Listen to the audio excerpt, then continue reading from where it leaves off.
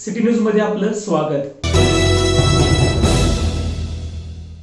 शासनाच्या आदेशाचं पालन करून गणेशोत्सव साजरा करूया व खबरदारी पाळून कोरोनापासून मुक्त होऊया, असं मागणं माजी आमदार नरेंद्र पाटील यांनी गणरायाला केलंय। गणपती बाप्पा मोरया, मंगलमूर्ती मोरया।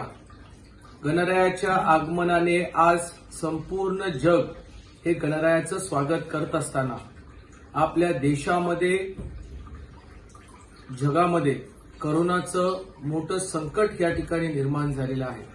मी गणरायाला प्रार्थना करतो की आपण आमच्या भारतावरती आणि आमच्या संबंध विश्वावरती जे कोरोनाची महामारी आज या ठिकाणी सुरू झालेली आहे ते जंतू नाहीशी त्या ठिकाणी कर। माझी भाविकांना विनंती आहे की आपण आपल्या जिल्हा प्रशासनाच्या माध्यमातून जे काही आदेश आहेत ते आदेश पाळावे। कृपया करून आपण या ठिकाणी गर्दीच्या ठिकाणी जाऊ नये, घरामध्येच गणेशोत्सव मोठ्या प्रमाणामध्ये साजरा करावा। विसर्जनाच्या काळामध्येही आपण या सगळ्या खबरदारी घ्याव्या।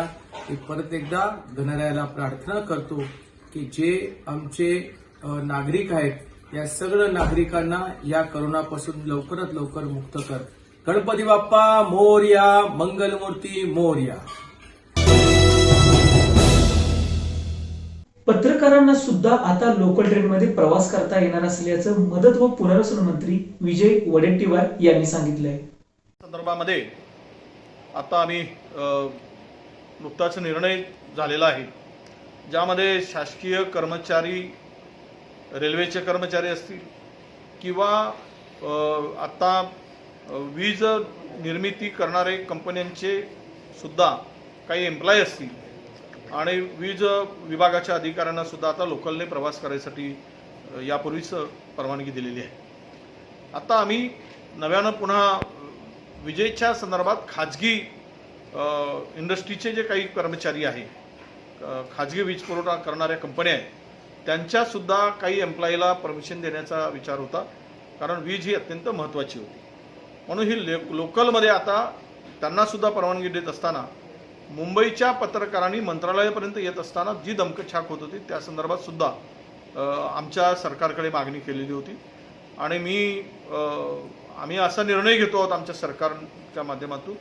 की त्या पत्रकारांना सुद्धा लोकलने प्रवास करण्यासाठी त्यामधून सूट देण्यात यावी आणि ई पास त्यांना देण्यात यावा, अशा प्रकारचा निर्णय आजच्या याच्यामध्ये झालेला आहे। आणि त्या सगळ्या पत्रकारांना यातून नक्कीच वृत्तसंकलनासाठी जिथे जिथे मुंबईत फिरावं लागतं त्यामध्ये गाडीने फिरणे शक्य नाही, अशा प्रकारची त्यांची सगळ्यांची मागणी होती। ती मागणीसुद्धा आता पूर्ण होणार आहे आणि त्यांना लोकलमधून प्रवास करता येणार आहे। शैक्षणिक वर्ष कोरोना काळामध्ये बदलणं ठीक आहे, परंतु ऑगस्ट ते मार्च या दरम्यान शैक्षणिक वर्ष असावे, असे भारतीच्या राष्ट्रीय अध्यक्षा मंजिरी धुरी यांनी स्पष्ट केलं आहे। जीजीसीने एका निर्णयाला मान्यता दिली आहे की शैक्षणिक जे वर्ष आहे येणार ते जानेवारी ते डिसेंबर या काळामध्ये असणार आहे। परंतु जो काही मुख्यमंत्र्यांनी मागणी केली आणि नक्कीच जीजीसीने मान्यता दिली ते एक चांगलंच आहे, परंतु हा जो काही निर्णय आहे तो कोरोनाचा हे येणाऱ्या एकच वर्षामध्ये असावं, हे येणाऱ्या पुढील सर्वच वर्षांमध्ये अशा प्रकारचा निर्णय घेतला जाऊ नये। कारण की जर अशा पद्धतीने निर्णय घेतला गेला तर शैक्षणिक वर्षामध्ये अडथळे मोठ्या प्रमाणात निर्माण होऊ शकतात आणि जे येणारे शैक्षणिक म्हणजे असणारी जी पुढील शैक्षणिक वर्ष आहे ती ऑगस्ट ते मार्च या कालावधीमध्ये असली पाहिजे। कारण की जून आणि जुलै आणि मे, जून, जुलै हे 3 महिने जे काही आहे ती कडाक्याचं ऊन आणि तोपर्यंत त्याचबरोबर मोठ्या प्रमाणावरती बरसणाऱ्या पावसाचा आहे आणि ह्या काळामध्ये अनेक कुटुंब आहेत ज्यांना शेतीची कामंही मोठ्या प्रमाणावरती करावी लागतात। तर अशा काळामध्ये कुठेतरी सरकारने या गोष्टीचाही विचार केला पाहिजे आणि विद्यार्थ्यांना अडचणी होऊ नये याच्यासाठी मार्च ते ऑगस्ट हा जो शैक्षणिक कालावधी आहे तो असला पाहिजे आणि त्याच पद्धतीने पुढील शैक्षणिक वर्ष जे कोरोनाच्या नंतरचं येणारं शैक्षणिक वर्ष आहे ते त्या पद्धतीने चालू केलं पाहिजे। गणपती उत्सवानिमित्त मुख्यमंत्री उद्धव ठाकरे यांनी जनतेला संबोधित केले। पाहुयात नेमकं काय म्हणाले मुख्यमंत्री उद्धव ठाकरे। माझ्या महाराष्ट्रातील बांधवांनो, भगिनींनो आणि मातांनो, सर्वांना माझा नमस्कार। जय महाराष्ट्र। दरवर्षीच्या आपल्या प्रथेप्रमाणे गणरायाचं आगमन आपल्या घराघरात आणि महाराष्ट्रामध्ये झालेलंच आहे। दरवर्षी हा एक उत्सव आपण अत्यंत दिमाखात आनंदात वाजत गाजत साजरा करतो. गणरायाच्या आगमनाबरोबरच इतरही धर्मियांचे काही धार्मिक सण उत्सव परंपरा त्याची सुरुवात झालेली आहे. जैन धर्मियांचं पर्युषण पर्व त्याची समाप्ती आहे.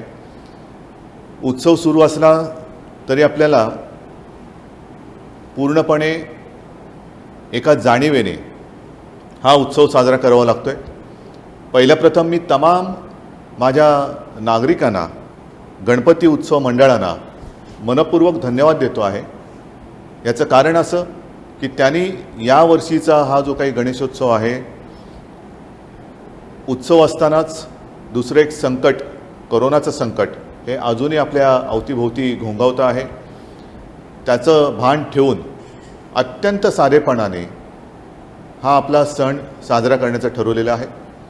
यालाच म्हणतात एक सामाजिक जाणीव आपलं कर्तव्य. आणि आपण कर्तव्य बजावत असताना मी देखील आपल्याशी बोलत असताना माझा मास्क केवळ आणि केवळ बोलण्यासाठी म्हणूनच बाजूला काढलेला आहे. आपणही उत्सव साजरा करत असताना हा उत्सव असला तरी ही आपली कसोटी आहे, ही आपली परीक्षा आहे. गणराय विघ्नहर्ता आहेच, मंगलमूर्ती आहेच, पण गणराय देखील बघतोय की माझे हे भक्त सामाजिक भान ठेवून माझं स्वागत आणि माझा उत्सव कसा साजरा करतायत. म्हणून मी आपल्याला सर्वांना एक मनपूर्वक विनंती करतो आहे की उत्सव साजरा करताना सामाजिक भान ठेवा, कुठेही गर्दी करू नका, एकमेकापासून अंतर ठेवून राहा, सार्वजनिक ठिकाणी तोंडावरती मास्क, सतत हात धुत राहणं, ह्या ज्या काही आपल्या आत्ताच्या संकटातल्या उपाययोजना आहेत त्याचं भान कधीही हरपू देऊ नका. आणि मला खात्री आहे की आपण सगळेजण सुजाण आहात, जागृती ही आपल्यात आलेली आहे. या सर्वांचं पालन करून आपण हा उत्सव साजरा कराल ही मला खात्री आहे, नवे आत्मविश्वास आहे.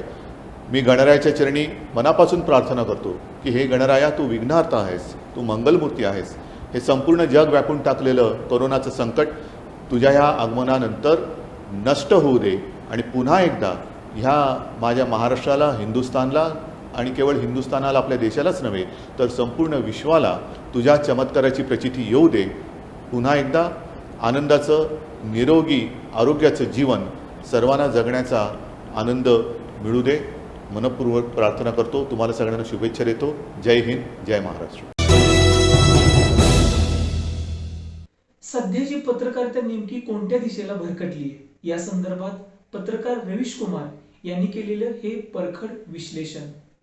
जो लैंग्वेज से बनाई गई थी वो समाप्त हो गई. इसलिए न्यूज एंकर अगर आपको पसंद नहीं करता है तो नाम लेकर, गाली देकर, भीड़ को उकसाने वाली भाषा में बात करता है. और दो तरह की भाषा है. ये जो एक है जो प्रधानमंत्री या स्टेट के लिए रिजर्व है, जिसके सत्ता की तरफ से वो बल्लेबाजी करता है, और एक भाषा है विपक्ष की भाषा. तो वो विपक्ष पर लगातार हमले करता है. तो इससे क्या हो रहा है कि एक व्यक्ति जो है वो डर जा रहा है, वो कम बोलने लग रहा है, या चार व्यक्ति डर जा रहे हैं. तो इस तरह से समाज के भीतर का विपक्ष खत्म हो जा रहा है. सिर्फ राजनीतिक दलों का विपक्ष खत्म नहीं हुआ है, समाज के भीतर का विपक्ष खत्म हो रहा है. क्या इस प्रक्रिया को हम रोक सकते हैं? बहुत लोग कहते हैं कि इस प्रक्रिया को हम नहीं रोक सकते हैं. इस प्रक्रिया को बहाल करना और राजनीतिक विकल्प को बनाना दोनों दो अलग चीजें हैं. राजनीतिक विकल्प को बनाने के लिए अगर जब तक हम समाज के भीतर विपक्ष को बड़ा नहीं करेंगे, राजनीतिक दलों के भीतर विपक्ष या लोकतंत्र नहीं आएगा. अगर समाज का विपक्ष बड़ा होगा तभी राजनीतिक दलों के कार्यकर्ताओं को पर दबाव जाएगा कि उनके भीतर कोई नीति बनाने से पहले क्या कोई बैठक हुई. हम नहीं जानते कि नई शिक्षा नीति लाने के लिए भारतीय जनता पार्टी ने कोई सम्मेलन किया हो अपने शिक्षा मंत्रियों का. हालांकि शिक्षा मंत्री तो लाखों ग्राम सभाओं तक जाने की बात करते हैं, तो एक्चुअली मैं नहीं कह सकता, हो सकता है 2 लोगों से उन्होंने बात भी की हो. लेकिन ये कोई सामान्य प्रक्रिया नहीं होती है कि उस विचारधारा से जुड़े हुए लोग अपने पार्टी के भीतर बहस कर रहे हों या जिला से प्रस्ताव जा रहा हो. ये इस तरह की सारी चीजें खत्म हो गई हैं. और तो इसमें समाज के भीतर विपक्ष यानी लोकतंत्र कैसे बनाया जाए, इसमें सबकी बहुत बड़ी भूमिका है। और क्योंकि हम हमेशा उस मीडिया तंत्र की तरफ देखते हैं, इसलिए अपने आप को असहाय पाने लगते हैं। मुझे लगता है कि उसकी ताकत बरकरार रहेगी, क्योंकि जिस तरह से पूंजी है उसके पास, और ये जो टेक्नोलॉजी का खेल है एल्गोरिदम का, जो ट्विटर, फेसबुक, व्हाट्सएप, सिग्नल, ये 10 तरह के जो चीजें प्लेटफॉर्म बनी हुई हैं, वो एक तरह से आपको ये एहसास दिला रही हैं कि इसके बगैर आप लोग ही नहीं हो सकते, इसके बगैर आप लोकतांत्रिक प्रक्रिया नहीं लड़ सकते हैं। अपनी भाषा बदल लीजिए, अपनी लड़ाई बदल लीजिए, अपनी चिंताएं बदल लीजिए। मुझे लगता है कि इन सब पर सोचे जाने की जरूरत है। हमें गांधी से सीखने की जरूरत है यहाँ पर। गांधी जी क्या करते थे?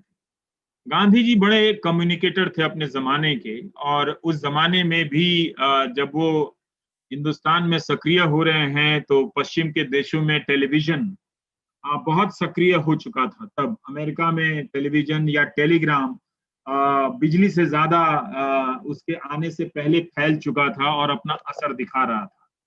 लेकिन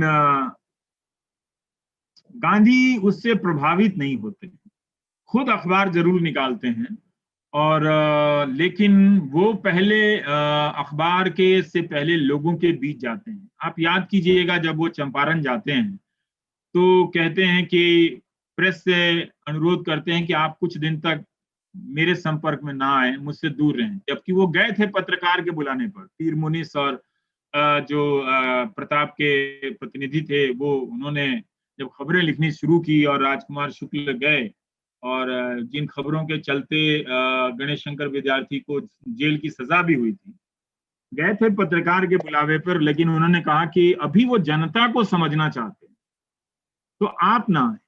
तो गांधी ने मीडिया के मार्फत जनता को समझने का प्रयास नहीं किया।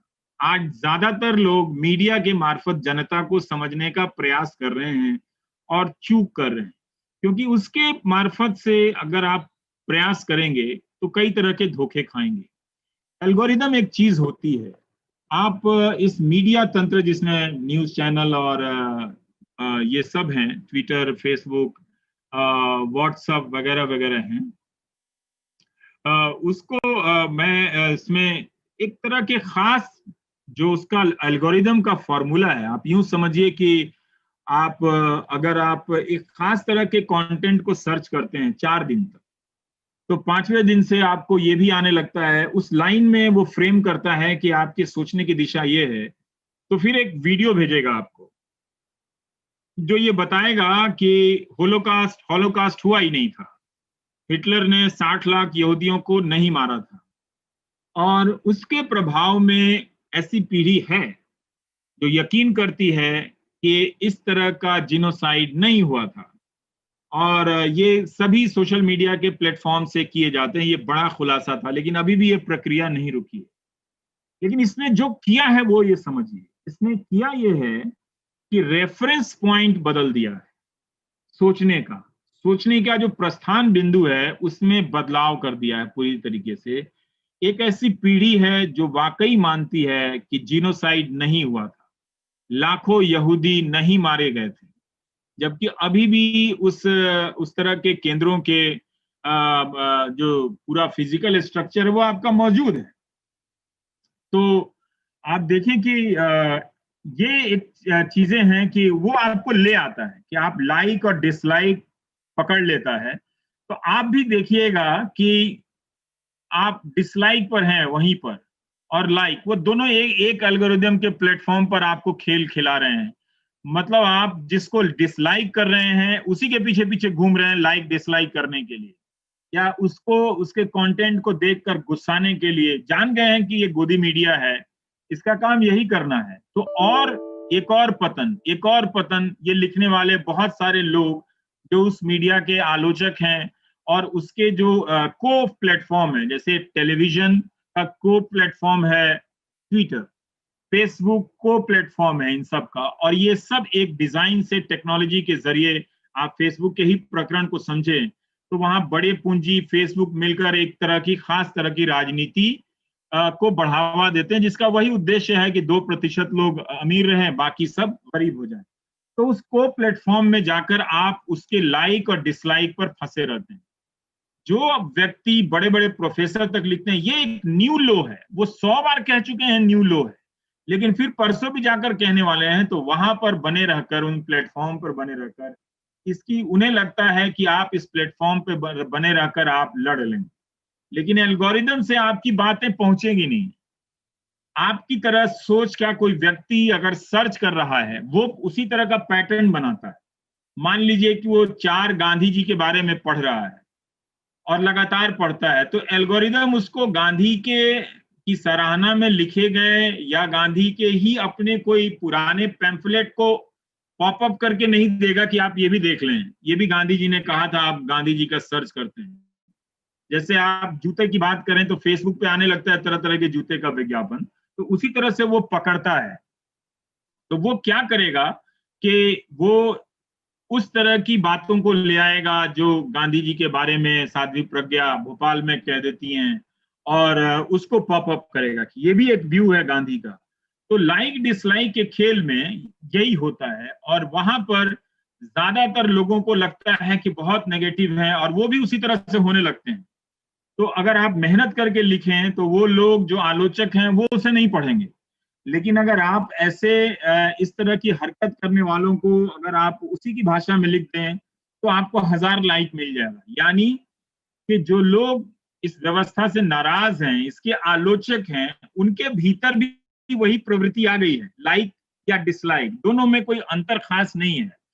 तो इसलिए आपको बाहर उससे जाना पड़ेगा, क्योंकि इस प्लेटफॉर्म में आपके पास कुछ बचा नहीं है। इसका आप सीमित इस्तेमाल कर सकते हैं अपने जरूरत भर का, पर इस पर सक्रियता बढ़ाकर, इस पर सामग्री बढ़ाकर रख सकते हैं कि ताकि कुछ मिले, लेकिन अपनी ऊर्जा का व्यापक हिस्सा इस पर नहीं लगा सकते हैं। तो मैं लौट कर आता हूं कि गांधी क्या करते थे। गांधी जी इस बात को जानते थे कि जब वो अपने मास कम्युनिकेशन के जरिए आंदोलन जब उनका पीक पर पहुंचता था, जहां उनका कम्युनिकेशन पीक पर पहुंचता था, वो एक तरह से पीछे भी हटते थे और रचनात्मक कार्यों में चले जाते थे, आश्रम में चले जाते थे, और आश्रम की गतिविधियां पूरी बदल जाती थी। वो संगीतात्मक हो जाती थी, म्यूजिकल हो जाती थी, जो भजन का है, या क्रिएटिव हो जाती थी, सूत काटना कुछ क्रिएटिव काम है, लेबर के काम में वो जुट जाते थे, जीवन में चले जाते थे। तो इस तरह से जो आप लोग हैं, अपनी अपनी भूमिकाओं को और फिर से उसमें ऊर्जा डालने की जरूरत है कि आप पहले से ही उस तरह के आश्रम की स्थिति में हैं। इस टेक्नोलॉजी के भरोसे ये आपको कभी भी उम्मीद का रास्ता नहीं दिखाएगी, बल्कि ये आपको इस तरह से चिन्हित करती चली जाएगी कि स्टेट के लिए बहुत आसान होगा कि किसी सामाजिक कार्यकर्ता को चिन्हित करके और उसे देशद्रोही बना दिया जाए। प्रशांत भूषण के मामले में चीफ जस्टिस ने कहा एक बड़ी दिलचस्प बात कि एक्टिविस्ट होना बुरी बात नहीं है, लक्ष्मण रेखा को पार कोई नहीं कर सकता। तो खैर लक्ष्मण रेखा वाला अलग बहस है, रेखा वाली अलग बहस है, लेकिन उन्होंने एक आधी बात पहले वाक्य में जो कही है कि एक्टिविस्ट होना बुरा नहीं है, तो ये अच्छी बात है कि चलिए सुप्रीम कोर्ट कह रही है कि एक्टिविस्ट होना बुरा नहीं है, पर आप सामाजिक कार्यकर्ता हैं, आप सब वो लाजवाब लोग हैं कि देखिए बहुत कम जिंदगी में पाया आपने, लेकिन कुछ चीजें जो हैं आपकी क्षमता या दायरे के बाहर हो गई, और जब ये टेक्नोलॉजी आई और उड़ा कर ले गई तो आपने समझा कि वो हम यहाँ पर नहीं थे इसलिए हम लोग मार्जिनलाइज हो गए। नहीं नहीं, आप जहाँ थे, आप जैसे लोगों को या आप जैसी सोच रखने वाले लोगों को हाशिए पर पहुंचाने के लिए ही इस तरह की टेक्नोलॉजी का जन्म हुआ है कि जो अपने इंटरेस्ट के जैसे क्या की सोचने वाली समाज को बड़ा कर दे, उसके फॉलोअर को बड़ा कर दें, तो उसमें आपकी कोई बहुत बड़ी गलती नहीं है। लेकिन मुझे लगता है कि हम उस नेगेटिव जिसे कहते हैं लाइक डिसलाइक, ये सोशल मीडिया का जो प्रसार प्रचार है जिसने जनता के दिमाग से जनता का होना ही निकाल दिया है, उसका रास्ता आपके पास है। उसका रास्ता ये है कि आप जहां समाज में हैं, अपने संगठन में हैं, अपनी भूमिका को परिभाषित करने और उसे फिर से पेश करने की जरूरत है। लोगों को बताने की जरूरत है कि सामाजिक कार्यकर्ता कोई आसान होना कोई आसान चीज नहीं है, और इसके होने का कोई असर नहीं होता है, ये भी सही नहीं है। ठीक है कि किसी ने आपको ना जाना हो, पर आप सबके काम की भावना तो सबके पास थोड़ी थोड़ी पहुंची है। नहीं पहुंची होती तो इस बार जब लाखों मजदूर बाहर जा रहे थे, पैदल चल रहे थे, तो ऐसे लोग जो सामाजिक कार्य जिन्होंने कभी जीवन में नहीं किए थे, मगर उनको पता है कि सामाजिक कार्य होता क्या है, उन लोगों ने चंदा जमा किया, अपने घर से पैसा निकाला, फल सब्जी रोटी खाना लेकर सड़कों पर खड़े रहे, लोगों को खिलाते रहे। तो ये एक जज्बा आता है, पर वो आप उसको संगठित ना होने की वजह से उस जज्बे को समाज में मान्यता नहीं दिला पाते। और इसी प्रकार के एक समानांतर सामाजिक काम करने का दावा करने वाला संगठन अपनी राजनीतिक इकाई के जरिए अपने काम को कुछ जरूरत से ज्यादा मान्यता दिला देता है। घटना होती नहीं कि तस्वीरें चली आती हैं कि ये लोग भी मदद कर रहे हैं, और आपकी जिंदगी में आपने कितना कुछ किया होगा उसकी एक तस्वीर नहीं होगी। लेकिन वो तस्वीर अब मीडिया के जरिए कभी नहीं पहुंचने वाली है, क्योंकि वो एम्पलीफाई नहीं की जाएगी। पर क्या इसका पावर हमेशा मीडिया के पास ही रहेगा? इससे पहले कि देर हो जाए, अपनी क्षमता में झांक कर देखना चाहिए कि आपके भीतर क्या संभावनाएं हैं। मुझे लगता है कि इस वक्त आश्रमों में लौटकर गांधी जी की तरह रचनात्मक, अहिंसक और सुंदर रचनात्मक प्रवृत्तियों की तरफ लौटकर हम सूचनाओं का के विकल्प में, ये क्योंकि सूचनाएं, पवित्र सूचनाएं तो अब रही नहीं, वो सरकार की तरफ से आएंगी नहीं, मीडिया अब खत्म हो चुका है, लेकिन फिर भी हम समाज के भीतर से पवित्र सूचनाओं का निर्माण कर सकते हैं। और उन सूचनाओं के आधार पर हम एक नई समझदारी आप सभी लोग गढ़ सकते हैं। ये भरोसा आप सभी में होना चाहिए। ये पब्लिक कांटेक्ट, यानी अपने तरह के लोगों से मिलने जुलने और उनके तरह के लोगों को भी समझने का दौर है, जिसे जिन्हें लोग देखते हैं कि धिक्कारते रहते हैं, तिरस्कृत करते रहते हैं। मुझे लगता है कि उन्हें भी समझने की जरूरत है कि उनके भीतर क्या ऐसी बात हुई है कि हिंसा को जस्टिफाई करने लगे हैं। क्या कोई 100 बार कहने से कि हाँ हाँ हत्या करना सही है, 101वें बार में हत्या कर सकता है? इन सब चीजों को समझने की जरूरत है, उसकी धार्मिकता को, उसके अंधविश्वासों को और उसकी आक्रामकता को। वो इतना आक्रामक क्यों है, उसके लिए क्यों इस मोड़ पर इस तरह से एक धार्मिक पहचान की स्थिति बनी है? क्या वो कभी नहीं निकल पाएगा? मुझे नहीं लगता कि कोई व्यक्ति हिंसा के आगोश में इतनी देर तक रह सकता है, नहीं रह सकता है। उसे ठीक किया जा सकता है, उसके प्रति उसके नजदीक जाकर उसे संबंध बनाकर उसे ठीक किया जा सकता है। अंत में आप कुछ भी करेंगे, बदलना उसी को है। उसी को बदलने के लिए इतनी बड़ी न्यायिक संस्थाएं बनी हुई हैं, कोर्ट है, जेल है, पुलिस है। अगर कोई अपराध भी करता है तो उसको बदलने के लिए ये सारी चीजें हैं। तो इसका मतलब ये है कि उसके बदलने की जो लड़ाई है वो स्टेट भी अपने तरफ से एक तरह से लड़ती है, हालांकि वो जेल में सड़ाने का इस्तेमाल करती है लोगों को। तो इसलिए हमें भरोसा रखना चाहिए कि हम आप लोग का जो काम है वो इस बदलते दौर में किस तरह से टेक्नोलॉजी ने जो एक सूचना और जनता के बीच में एक दीवार खड़ी कर दी है, जो पहले बताकर आई थी कि वो सूचना को डाइवर्सिफाई कर रही है, आसान बना रही है, लोगों के लिए हर पल सर्वसुलभ उपलब्ध करा रही है, लेकिन अब ऐसा है नहीं।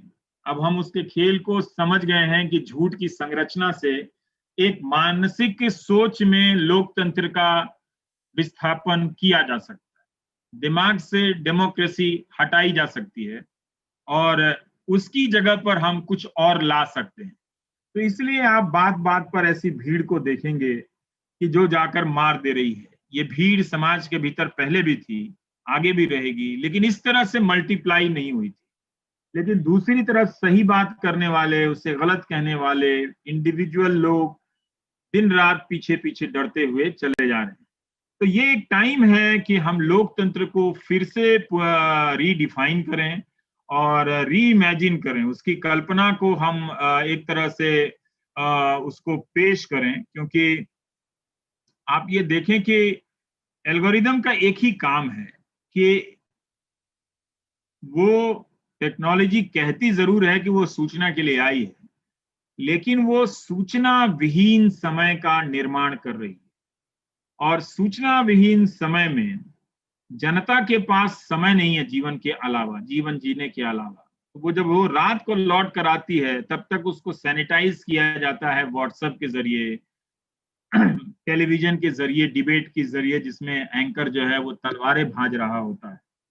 पर आप देखें कि उसी का एक वर्जन है जो बंद हुआ था टिकटॉक, उसमें जाकर देखना चाहिए। लोगों ने एक तरह से देखा कि ये कला की अभिव्यक्ति का लोकतांत्रिक मंच है। आप फिल्मों में एक्टिंग नहीं कर सकते, बहुत सारे लोग नाटक नहीं कर सकते, बहुत सारे लोगों को सीरियल में मौका नहीं मिलता। तो वो इस तरह से अपने आप को एक्सप्रेस कर रहे हैं, पॉपुलर हो रहे हैं। गलत बात थी। मुझे इस विश्लेषण से समस्या है और मैं ये बार बार कहना चाहता हूं कि इस मीडिया तंत्र के किसी भी प्लेटफॉर्म पर जबरदस्ती आप लोकतांत्रिक कैरेक्टर ढूंढने का प्रयास ना करें, क्योंकि इसका मकसद ही है आपके भीतर की लोकतांत्रिकता को खत्म करना। आप छोटे मोटे असर पैदा करने वाली घटनाओं को लेकर आप इसका महिमा मंडन ज्यादा ना करें। आप रहें इस पर, इससे अनुपस्थित ना रहें, मगर विकल्प इसके जरिए नहीं बनेगा और इसके भीतर नहीं बनेगा, विकल्प इसके बाहर बनेगा। इसमें ये जो समय है ये कंफ्यूज रहने का नहीं है, ये सबसे क्लियर समय है कि एक तरफ मीडिया तंत्र है और उस तंत्र में रहने जीने वाला समाज है, और एक दूसरा समाज है जो अभी उस तंत्र का उतना बड़ा हिस्सा नहीं हुआ, मगर उस पर उस तंत्र का असर जरूर है। तो टिकटॉक में उसको मैंने दूसरे तरीके से देखा। मैं रविवार को काफी देखा करता था। अब मेरा समय होगा तो बता दीजिएगा, कहीं ज्यादा मैं ना बोलने लगा हूं। तो मैं देखा करता था कि ये क्या चीज है, क्यों लोगों के हाव भाव इस तरह से हो गए हैं। वो कलात्मक अभिव्यक्ति नहीं थी। अगर थिएटर में जाने की आपके भीतर काबिलियत है तो उसकी एक गरिमा गंभीरता होती है, वो तो वहां नहीं थी। सिनेमा के पर्दे की गरिमा गंभीरता होती है, वो तो वहां नहीं थी। जो इस मीडिया तंत्र ने आपको सूचना विहीन बनाया था उसी की कलात्मक अभिव्यक्ति थी। लोग इस तरह से अपने आप को उन डांस और वीडियो के जरिए, विद्रूप विकृत वीडियो के जरिए अपने आप को तरह तरह से पेश किया करते थे, जिससे लगता था कि ये अभिनय नहीं है। अभिनय हमारी सोच और समझ की एक श्रेष्ठ अभिव्यक्ति है। वहां भी ये एक मानव का एक सांस्कृतिक, एक कह सकते हैं कि एक सुंदर सांस्कृतिक उपलब्धि है, एक मानव ने जो रचना की अभिनय संसार की, जिसमें कविता है, कहानी है। दुर्घटनाओं मर जाने वाले लोगों पर भी वहां पर मजाक चल रहे हैं, वीडियो चल रहे हैं कि वो गए थे कमाने के लिए, मर गए सड़क पर। जो मजदूर, जिन मजदूरों को देखकर आप लोग व्यथित हो रहे थे। टिकटॉक पे इस तरह के सैकड़ों वीडियो बने थे जिसमें उनके पैदल चलते हुए मर जाने, दुर्घटनाग्रस्त हो जाने या भूखे प्यासे कहीं लू से लग जाने का मजाक उड़ाया जा रहा था। तो जो स्टेट की जनता थी वो इस तरह से बन चुकी है, उसको मालूम नहीं है कि वो स्टेट का पार्ट हो चुकी है, उसे लगता है कि यही नॉर्मल है। तो वो एक तरह से उसका एक वीडियो उदाहरण था कि कैसे समाज में लोकतांत्रिकता, संवेदनशीलता खत्म हो गई है। तो इसलिए आप वहां पर और वैकल्पिक वीडियो बनाकर कुछ हासिल नहीं कर सकते। कुछ जरूर बनाएं, कुछ जरूर अपनी बातों को रखें, लेकिन उसका जो एल्गोरिदम है कि वो उन्हीं बातों को ऊपर ले आएगा सीक्वेंस में, जिन बातों की कि दुनिया उसे बनानी है। उसका मकसद बहुत स्पष्ट है। व्हाट्सएप, ट्विटर, फेसबुक का मकसद बहुत स्पष्ट है कि लोगों के दिमाग से प्रश्न करने की क्षमता और साहस को खत्म कर देना है।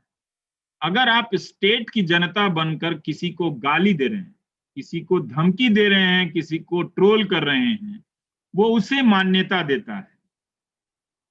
वो समाज के भीतर से ट्रोल पैदा करने आया है, और ये ट्रोल कुछ और नहीं है, ये स्टेट की जनता है, स्टेट का एक्सटेंशन है। तो इस ट्रोल से आप जब उसके प्लेटफॉर्म पे लड़ेंगे तो ये उसका मैदान है। वो शर्तें तय करेगा और आपको ब्लॉक करेगा, आपके पेज की रीच को कम करेगा। बहुत मुश्किल है। तो इसलिए ये लड़ाई जो है, आप सबका काम, अलग अलग क्षेत्रों में आप लोग काम करते होंगे। कोई पर्यावरण को लेकर काम करता होगा, कोई प्राथमिक शिक्षा को लेकर काम करता होगा, कोई भाषा को लेकर काम करता होगा। लेकिन हम सबका, जो आप सबका काम है, वो इस लोकतांत्रिकता के पुनर्निर्माण का काम है। और इसका इसका इसका एक चारित्रिक निर्माण आप लोग कर सकते हैं। गांधी के पास थी ये क्षमता, गांधी ने ये करके दिखाई। वो करना ही चाहते थे आखिर तक कि मैं यही करूंगा, और ये किए बगैर किसी आजादी का मतलब नहीं होता है। हमने ये काम सबने छोड़ दिया। हम अपने ज्ञान को अपने पास रखते हैं, लेकिन वो अपनी अज्ञानता को बांटने के लिए, उसका वितरण करने के लिए उन्होंने कितने प्लेटफॉर्म बना लिए, आप ये देखिए। उन्होंने लगा कि वो लाइब्रेरियों में जाकर मुकाबला नहीं कर सकते, वो क्लासरूम में जाकर मुकाबला नहीं कर सकते, तो उन्होंने क्या किया, ट्विटर और इस मीडिया टेलीविजन को गुलाम बनाकर, व्हाट्सएप मीम के जरिए तमाम संसाधन लगाकर उन्होंने अपने ज्ञान की दुनिया स्थापित कर ली है, जिसे आप अज्ञान कहेंगे। आप कहेंगे कि ये नॉलेज नहीं है, मगर उसे नॉलेज के रूप में स्थापित कर दिया। एक ऐसे समाज को इतने लंबे समय तक के लिए शिक्षा से, अच्छी किताबों से, लोकतांत्रिक बातों से दूर रखा गया, और अचानक मीम के जरिए नेहरू के बारे में दिया गया, तो पहली उसकी जो प्रतिक्रिया थी वो खुश होने की थी। उसी तरह से जैसे कोई ऑक्सफोर्ड में जाकर गर्व करता होगा, या अच्छी यूनिवर्सिटी में, या अच्छे प्रोफेसर की क्लास में, कि मैं इस प्रोफेसर के क्लास में आया हूं, वो बहुत खुश हुआ कि अच्छा वो भी जानने लगा है। तो उसके हम जानने की प्रक्रिया से हमने दूर रखा था उस समाज को। अब हम उस समाज को उलाहना नहीं दे सकते, इसलिए उस समाज के पास हमें जाना पड़ेगा और जानने की नई प्रक्रिया स्थापित करनी पड़ेगी, जो बहुत आसान है। आपका काम मुश्किल तब होगा जब आप उस मीडिया तंत्र के प्लेटफॉर्म से कुछ हासिल करना चाहेंगे, तो समय भी बर्बाद होगा और मुश्किल भी होगा। तो मेरी जो समझ बनी है, मैं वही कह सकता हूं कि समाज निर्माण और समाज के भीतर विपक्ष और लोकतंत्र के निर्माण का काम अब बगैर मीडिया के ही होगा तो होगा, या मीडिया तंत्र जिसे आप कहते हैं। मुझे नहीं लगता कि इस प्लेटफॉर्म की भूमिका है, आप कुछ भी कमाल कर सकते हैं, मगर ये आपको वो काम नहीं करने देगा, ये माध्यम, और आपको एक तरह से संदिग्ध बनाएगा, जिससे आपके एक व्हाट्सएप मैसेज को लेकर आपको जेल में डाल दिया जाए। आपके हर अभिव्यक्ति को संदिग्ध बनाने के लिए एक प्रमाण उपलब्ध कराएगा कि सामान्य हंसी मजाक के क्षणों को भी वो आपराधिक दस्तावेज के रूप में पेश कर देगा। तो ये बात हमें समझने की जरूरत है कि एक बुनियादी सूचना या कम्युनिकेशन का काम उनसे भले हो सकता है, पर उन्होंने जो लोकतंत्र के भीतर एक अपना नया मैदान बनाया है, हम उनके एस्ट्रोटर्फ पर अब नहीं खेल सकते। वो बहुत बड़ी लड़ाई हो गई है। मेरे ही कार्यक्रम को कई टेलीकॉम प्लेटफॉर्म उड़ा देते हैं, नहीं पहुंचता है, तो मैं घंटों मेहनत करता हूं, वो कमरे में ही रह जाता है। तो क्या विकल्प है इसका? कैसे लोगों तक पहुंचा जाए? मैं सारा विकल्प इसी में ढूंढता हूं कि कैसे पहुंचे, और इसमें नहीं पहुंच सकता। फेसबुक, गूगल या टेलीविजन चैनल के जरिए मैं लोगों तक नहीं पहुंच सकता, और आप भी नहीं पहुंच सकते, इतनी मेहनत, इतनी ऊर्जा लगाने के बाद भी। लेकिन उससे कम मेहनत में मैं लोगों के बीच पहुंच जाता हूं दूसरे तरीके से, उनसे सीधे बात करके। भले ही वो संख्या में एक होते हैं, वो हजार मैं लाख की तलाश में होता हूं, क्योंकि वो आपके भीतर जुनून पैदा करता है कि जब तक आपके लिखी हुई इस बात को 10 लाख लोगों ने नहीं पढ़ा, आप सार्थक नहीं है। एक तरह से आप नहीं है, क्योंकि वो ज्यादातर लोगों को पहले आपकी बात नहीं पहुंचती थी, लेकिन पहले इस तरह की अज्ञान बातें जो ज्ञान नहीं है वो लोगों तक नहीं पहुंचती। तो समाज अपने अनुभवों को, जो व्यक्ति है वो सामाजिक परंपराओं को भले क्वेश्चन नहीं करता था, मगर उसके आचार व्यवहार से जीता था कि बड़े हैं, ठीक है, कुछ कह रहे हैं, लेकिन अब वो उसकी भी परवाह नहीं करता। वो स्टेट की जनता बन के अपने से उम्र दराज को भी वो पीट सकता है, वो मार सकता है। तो इसलिए वहां पर हमें गांधी के आश्रम पद्धति की तरफ आपको देखना चाहिए, भरोसा रखना चाहिए कि लोगों से जुड़कर लोगों के बीच उनकी कहानियों का नया सूचना संसार रचा जा सकता है। अगर ट्विटर और फेसबुक से एक नई सूचना संसार की रचना हो सकती है, तो उसके बगैर भी नए सूचना संसार की रचना हो सकती है। समय नहीं मिला मुझे, नहीं तो मैं बाकायदा इस पर एक प्रोजेक्ट पेश करता आपके सामने कि वो किस तरह से किया जा सकता था, लेकिन वो मेरी पढ़ाई अभी आधे में रह गई है, मैं वहां तक नहीं पहुंच सका हूं। लेकिन ये किया जा सकता है। इसे लेकर किसी प्रकार के कंफ्यूजन में रहने की जरूरत नहीं है। टेक्नोलॉजी को आप उतना ही जाने कि आप जूम ऑपरेट कर लें, लेकिन ये ना समझे कि जूम नहीं आएगा तो आप कुछ नहीं कर सकते, बल्कि इससे ये एक बहुत सारे कामों का एक काम होना चाहिए। लेकिन जो असली काम है लोगों के बीच जाना, ज्ञान का, जो आपने अच्छी किताबें पढ़ी हैं उनका डिस्ट्रीब्यूशन करना, लोगों ने नहीं किया।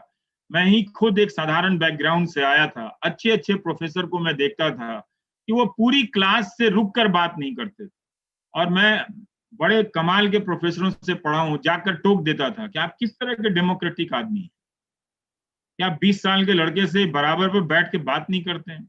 वो करते थे, लेकिन वो आधे अपने तरह के लोगों को चुन लेते थे फिर करते थे। लेकिन उसके बाद उन लोगों ने मुझ पे भी ध्यान देना शुरू किया, बातें करनी शुरू की, तुम क्या पढ़ रहे हो, नहीं पढ़ रहे हो। तो एक टीचर, मैंने भी देखा कि वो कितना बदल सकते हैं वो लोगों से जो उनके पास नॉलेज है। चुपके से एक किताब पकड़ा देने से कितना कुछ आदमी बदल सकता है। मैं बिल्कुल उन्हीं की तरह का लोग हूं जिसे कोई ट्विटर और फेसबुक से अपनी आंधियों में उड़ा ले जा सकता था, लेकिन मुझे कुछ ऐसे लोगों ने बचा लिया जो मेरे साथ अपने नॉलेज को डिस्ट्रीब्यूट कर रहे थे, रीडिस्ट्रीब्यूट कर रहे थे, शेयर कर रहे थे। बहुत सारे मेरे दोस्त मेरे क्लास के ऑक्सफोर्ड गए और दुनिया के तमाम यूनिवर्सिटी में गए। उन्होंने इतिहास पर बड़ी अच्छी पीएचडी की, बहुत अच्छी किताबें लिखी, लेकिन आम जनता को 4 लाइन समझ में आ जाए उस पर एक पोस्ट आज तक नहीं लिखा है उन्होंने, आज भी नहीं लिखते हैं।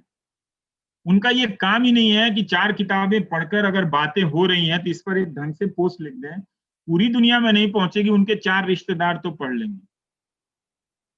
तो हमने ज्ञान को अपने भीतर रखा, अपनी उपलब्धियों के लिए रखा, और हमने ये भरोसा बना लिया कि इसका वितरण जो है, सार्वजनिक वितरण, सिर्फ मीडिया तंत्र के प्लेटफॉर्म से होता है। हमें लगता है कि थोड़ा इस पर पुनर्विचार करने की जरूरत है। अगर आप नए लोकतांत्रिक समाज की रचना करना चाहते हैं तो नए मीडिया समाज की रचना भी सोच लीजिए, और वो ट्विटर और फेसबुक के जरिए या उसके मैदान में रहकर आप नहीं कर सकते। तो ये एक तरह का जो मुझे अपने काम करने के दौरान की चीजों का जो अपना एक्सपीरियंस है, वो मुझे लगता है कि कोई जकरबर्ग अगर फेसबुक बनाकर इस तरह का एक मीडिया तंत्र खड़ा कर सकता है, सारे ज्ञान के प्रवाह को रोक सकता है, उसका क्रम बदल सकता है, उसकी प्राथमिकताएं तय कर सकता है, एक व्यक्ति, एक कंपनी, लाखों लोग आज के दिन में क्या सोचेंगे। स्वाभाविक प्रवृत्ति नहीं है कि मैंने पोस्ट किया और वो पोस्ट स्वाभाविकता के साथ लोगों के शेयर करने के साथ बढ़ता चला जा रहा है। वो कहीं ना कहीं जाकर रुक जाता है या रोक दिया जाता है। तो इसलिए उस प्लेटफॉर्म में रहें, उसके भीतर उसका जरूरत के हिसाब से ही इस्तेमाल करें। लेकिन आप जिस तरह के सामाजिक कार्यकर्ता लोग हैं, अलग अलग संगठनों में काम करते हैं, अपने भीतर विश्वास पैदा कीजिए। ये वही समय है जिसमें आपकी प्रासंगिकता, रेलेवेंस पहले से कहीं ज्यादा हो गई है। आपने अभी तक जो अनुभव संचित किए हैं, उसी के प्रदर्शन का ये इम्तिहान का ये वक्त है। लोगों को ये बताने का भी कि सामाजिक कार्यकर्ता कोई बेकार का काम नहीं होता है। हमें ये समझना चाहिए कि लोकतंत्र का काम करना बेकार का काम नहीं होता है। वो सिर्फ पानी के बचाने के लिए नहीं लड़ता है, वो सिर्फ पर्यावरण को बचाने के लिए नहीं लड़ रहा है, वो लोकतंत्र को बचाने के लिए भी लड़ता है, क्योंकि जब वो सवाल पैदा करता है तो समाज के लिए वो सवाल पैदा करता है। तो इसलिए आप सबकी प्रासंगिकता पहले से कहीं ज्यादा है, आप सबकी भूमिका पहले से कहीं ज्यादा है, और पहले से ज्यादा हमें उम्मीद रखनी चाहिए। ये जो दिल्ली में कुछ जरूर संवैधानिक संकट के हम नमूने देखते हैं कि कुछ सामाजिक कार्यकर्ताओं को जेल में ठूंस दिया गया है, ये हम सबको उस भुट्टे की तरह, मक्के की तरह कढ़ाई में रखने का, आप सबको, से मेरा मतलब है आप सबको, कि कढ़ाई में रखने का प्रयास है कि आप उसी की रेत में, गर्म रेत में उछलते रहें। कढ़ाई से बाहर भी दुनिया है मक्के के लिए, पूरा खेत बचा हुआ है। मुझे लगता है कि जो भी आप सबने देश और समाज के लिए विचार विमर्श किया होगा, एक अहिंसक, लोकतांत्रिक और सुनने वाला, दूसरे की व्यथा से करुणा रखने वाला एक नागरिक निर्माण की दिशा में जो भी आप करेंगे उसका नतीजा निकलेगा। लड़ाई मुश्किल जरूर है, लेकिन ये असंभव लड़ाई नहीं है। ये तभी आपको असंभव नजर आएगी जब आप शाम को टेलीविजन खोलेंगे, दिन भर ट्विटर पर रहेंगे और फेसबुक का लाइक डिसलाइक देखेंगे। थैंक यू, धन्यवाद आप सभी का, आप लोगों ने इतना लंबा मुझे सुन लिया।